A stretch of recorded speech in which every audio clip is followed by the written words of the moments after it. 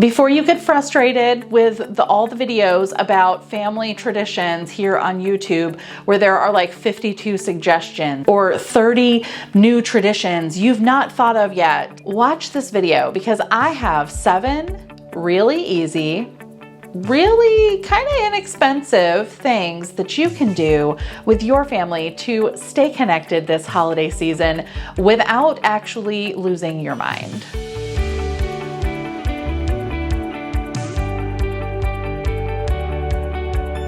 Well, hello friends, I'm Mary Beth with At What Cost, where simple living and deep faith go hand in hand. And I'm always thinking about ways that I can make Christmas or Thanksgiving, just this holiday season, more meaningful, because I want for them to have those core memories that they take with them for a lifetime.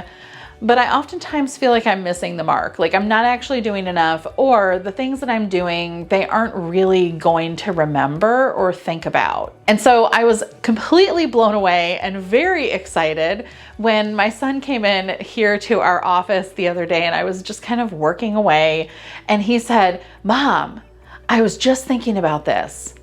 We need to make sure that we have plenty of treats for Gunner, our dog, when we go look at Christmas lights this year. Can he go with us?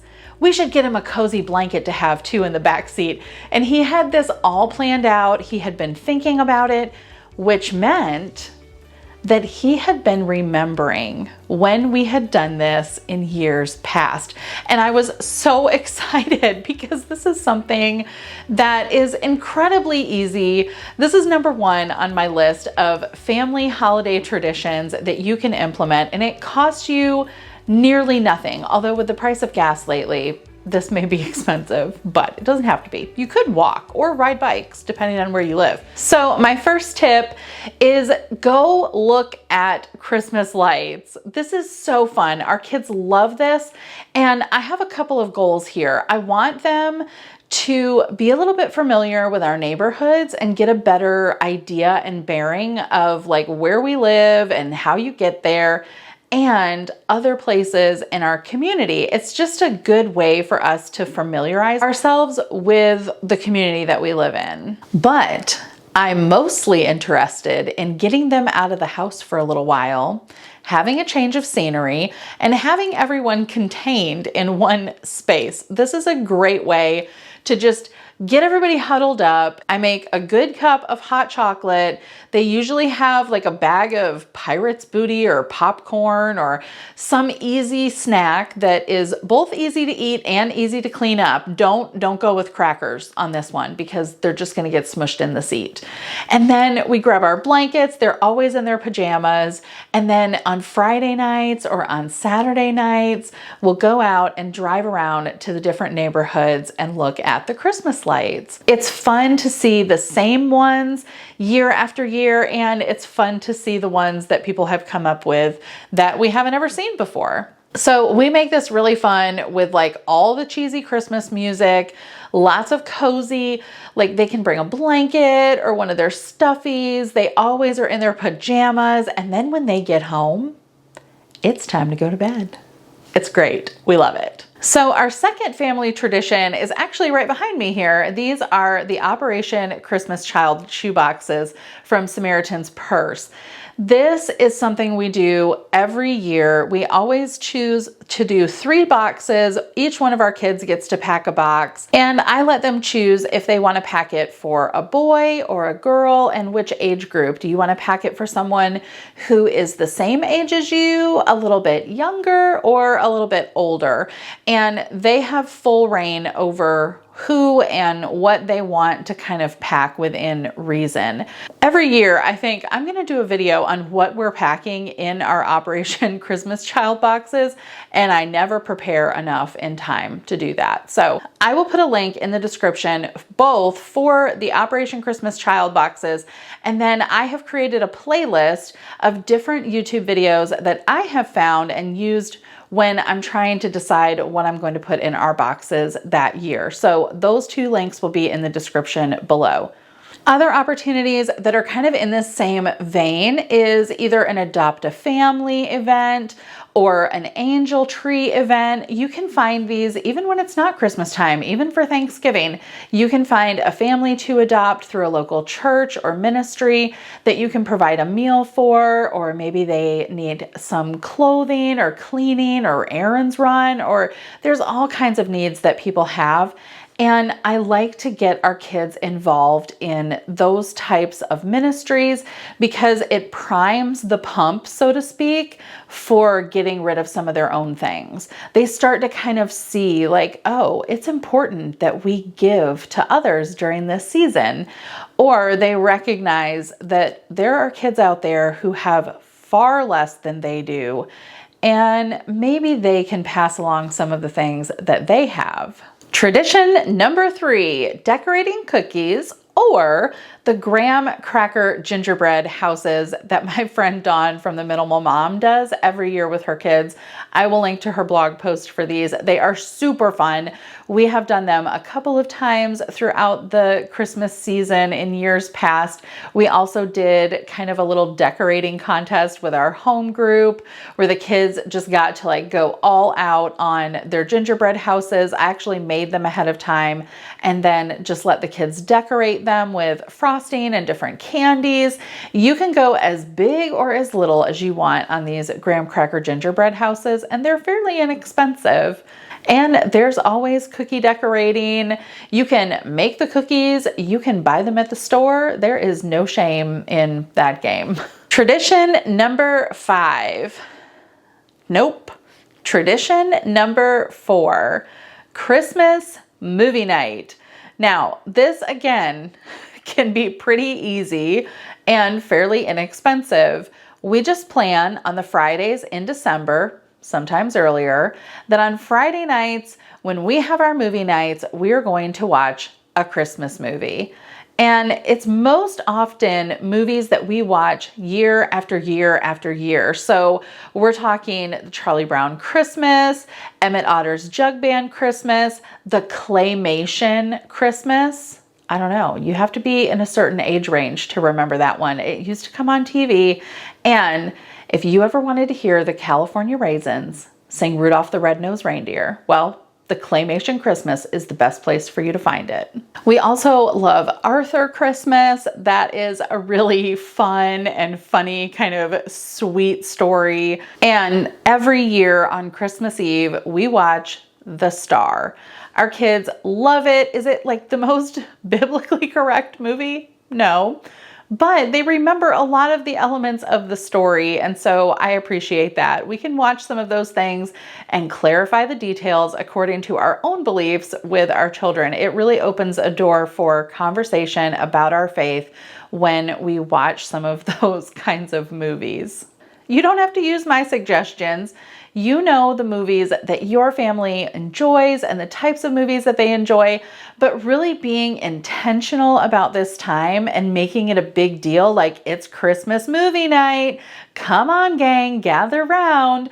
Sometimes I will get the red and green M&Ms and put those in our popcorn on Friday night.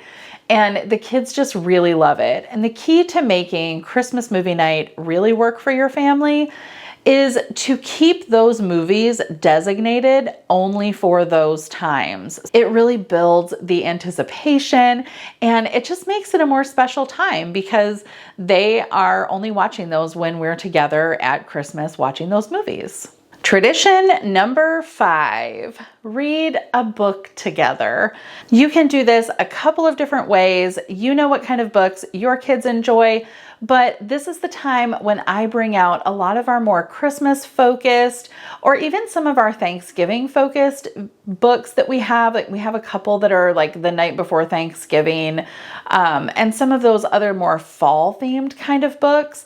And so in the evening times, rather than watching TV or letting everybody do their own thing, we'll all gather in the living room and I'll read a book or my husband will read a book. Sometimes we've done chapter books that we have read along the way. So pick a book that your family enjoys and just cuddle up. This is kind of like fireside chat time, right? So grab a book, cozy up, and enjoy some family connectedness time. Tradition number 6, observing Advent.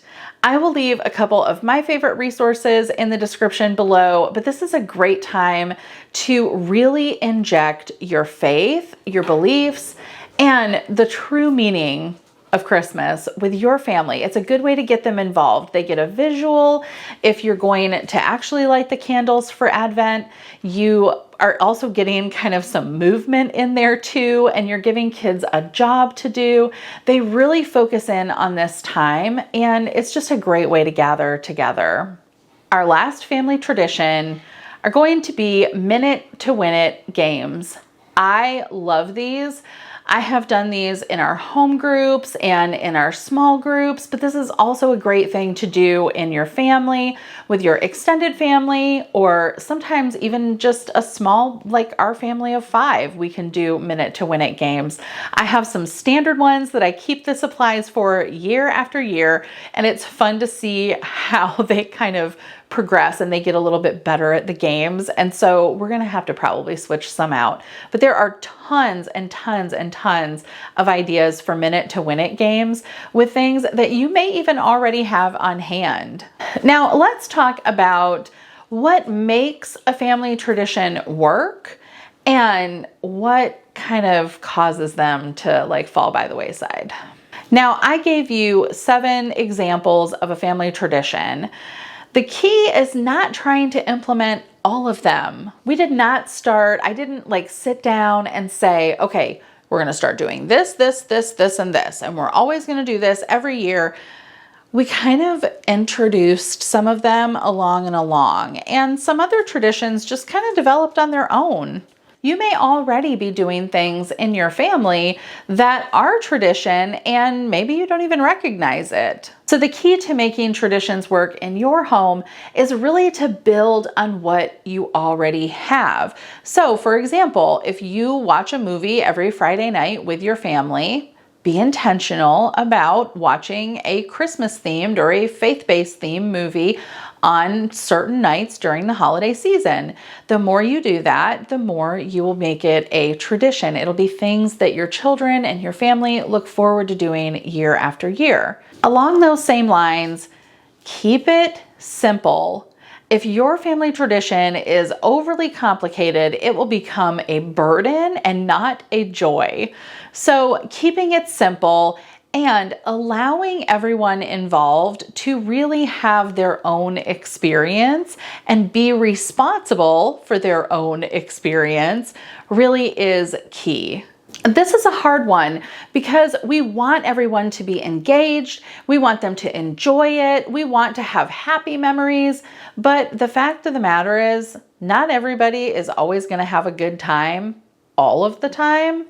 And it's not really your responsibility to make them feel happy. You create the environment, you give them the tools, and let them decide how they feel about these things. And again, build on what you already have. If you know your children like certain activities, incorporate those activities. If you try some things for a while and you really are getting a lot of resistance, it may not be the right activity for your family, but don't let a new tradition or trying to do something and not everybody having like the absolute best time all of the time dissuade you from continuing on with that tradition. We have to let people feel the things that they feel and enjoy things at their own pace. And the last key to really making your traditions work is being consistent.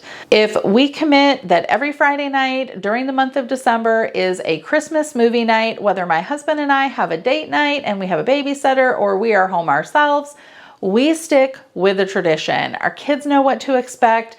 They enjoy it. They look forward to it. And so we want to be consistent with those traditions. Now, why do they not work? Well, kind of the opposite of everything we just talked about.